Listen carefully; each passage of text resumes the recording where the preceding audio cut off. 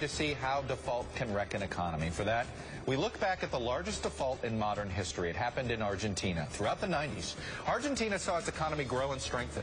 Its people were among the richest in South America. By 2000, Argentina's GDP per capita was the highest in the region, easily beating Uruguay, Chile, Venezuela, and Brazil. Then in 2001, the economic roof fell in.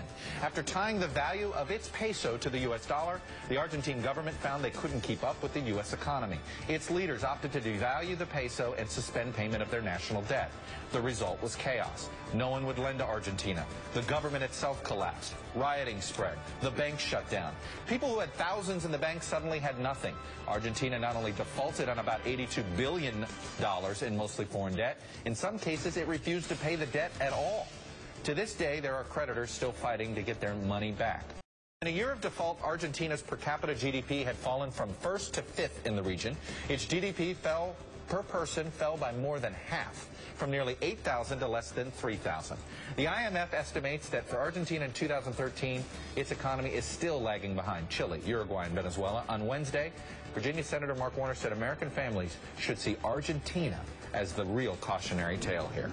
Inflation went up over 100% a year, and every Argentine family lost 50% of their assets overnight. Now, we're not Argentina, but we are playing with stuff in uncharted territory that no industrial nation has ever played with. As Senator Warner points out, there are important differences between Argentina's default and what could happen here. For one thing, the chance that the U.S. would refuse to pay its debt completely as Argentina did is essentially zero.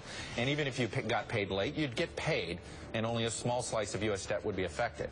However, the problem is perception.